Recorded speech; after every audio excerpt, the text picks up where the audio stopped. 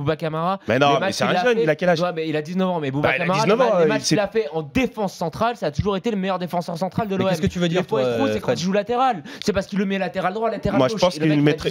Laisse le central. Moi, je pense qu'aujourd'hui, il le met pas parce qu'il veut pas lui mettre de pression. Alors, moi, je préfère le mettre. Moi, je préfère mettre un joueur, les faire rentrer petit à petit dans une équipe qui fonctionne. Mais tu peux pas dire ça. Ah bah si. Bouba Kamara, il a montré que c'était le meilleur défenseur central de l'OM depuis le début de la saison. Les matchs nuls où il a été mauvais, c'est parce qu'il le met latéral gauche ou latéral droit. Il a déjà joué dans l'axe. Et dans l'axe, il a été très bon. Ça a été le meilleur, c'est le meilleur central de l'OM. Il a joué en Ligue. Alors dis-moi un match de l'OM. Dis-moi un match. Et il jouait à quel poste? Dis-moi un match de l'OM où Bouba Kamara, quand il joue en défense centrale, il était mauvais. Contre Limassol, il a joué où? C'est le seul match. C'est le seul match. Mais toute l'équipe est passée au travers. Cite-moi un match en Ligue 1 où Bouba Kamara a joué défense centrale où il a été nul.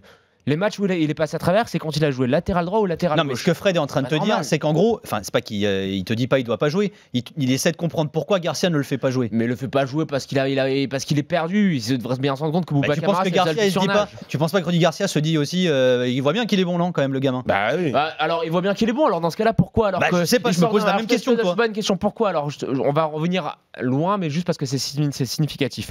Pourquoi le mec, Bouba Kamara, il fait un super match contre Toulouse, et pourquoi il le sort de l'équipe le match d'après contre Nîmes et t'en prends 3? Mais comment tu l'expliques ça, toi? Mais parce qu'il est perdu, il a aucune gestion de l'équipe, il fait jouer ses intérêts, c'est tout.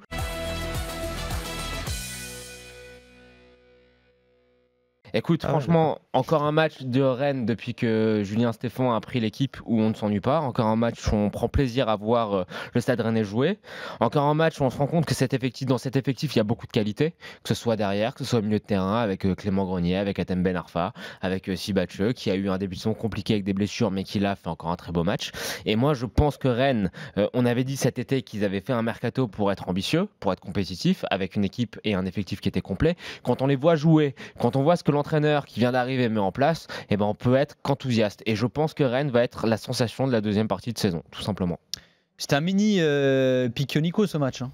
Pourquoi tu dis ça? T'as débuté à Nîmes, toi? Bien sûr. Ouais, j'ai débuté à Nîmes, exactement, à Nîmes et après à Rennes. Et ça fait plaisir, effectivement, de revoir un petit peu cette équipe remonter au classement et avoir des joueurs comme Hatem, où beaucoup de personnes l'avaient enterré.